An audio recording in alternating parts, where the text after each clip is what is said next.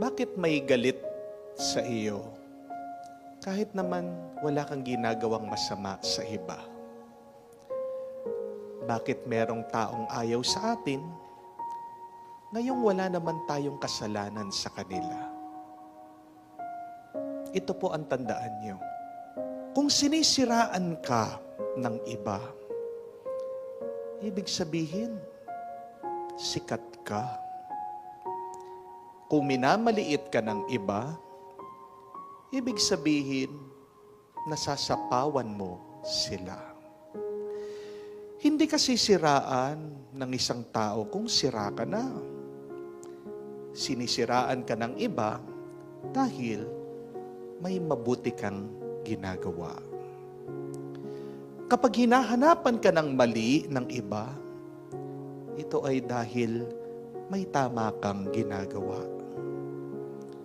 Bakit may galit sa iyo kahit wala ka namang masamang ginagawa? Ito ay dahil may masama sa kanilang isip at puso. Kasi kung mabuti ang nasa isip at puso ng iba, ang makikita nila sa kanilang kapaligiran, sa lahat ng kanilang nakakasalamuha, ay mabuti. Kung mabuti lang ang laman ng ating mga isip at puso, makikita din natin ang grasya, ang milagro ng Diyos na nangyayari araw-araw sa ating buhay. Remember that, my dear friends.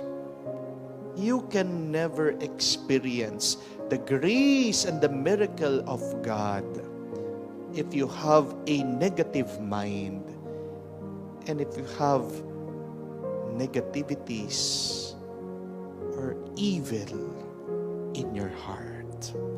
And when you fail to see God's goodness, you will live miserably in this life. Remember that.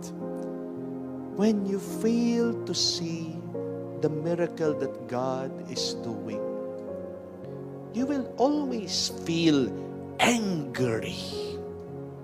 Huwag kang kakabahan kung napapalibutan ka ng mga kalaban. Lakasan mo ang loob mo sa pamamagitan ng pananalig at pananampalataya sa Diyos. Huwag kang magpapaapekto sa mga taong ayaw sa iyo. Kasi, pag nabigo ka, sinong masaya? Ito sila. Manatili kang payapa at masaya.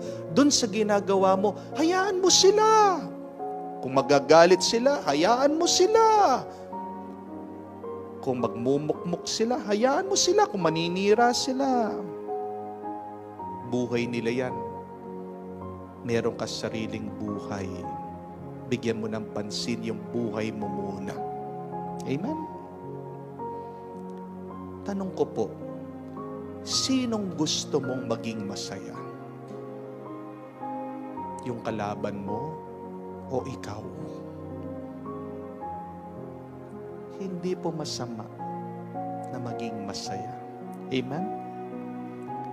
Ang masama nga ay yung ginagawa mong malungkot yung sarili mo dahil dito sa mga taong ayaw sa iyo. Would you want to become happy? Or do you want your enemies to be happy? If you fail, you are just proving those people who do not like you that they are right. Amen? Tandaan niyo po, kayang-kaya ng Diyos ang mga kalaban mo kung papanig ka sa Kanya. You can also create miracles in your life if you are aware that God is with you. But if you always listen to the negativities of people around you, what will happen to you? You will dry up and you will become fruitless. matutuyo ka at mauubos ang bunga ng buhay mo. Mabibigo at mabibigo ka kung palagi mo na lang pinakikinggan yung masama na nanggagaling sa mga taong ayaw sa iyo. Ano pong magandang dasal kapag nasa piling ka ng mga taong ayaw sa iyo? Sabihin mo, Panginoon, ipakita mo ang lakas mo at ang iyong himala sa harap ng mga taong ito, sa mga kaaway ko, sa mga taong ayaw sa akin. Lord, show your power, your miracle in front of these negative people, my enemies, these people who do not like me. Kung nagawa ni Jesus na magmilagro sa harapan ng mga taong ayaw sa Kanya, magagawa at magagawa din niya yan sa iyo.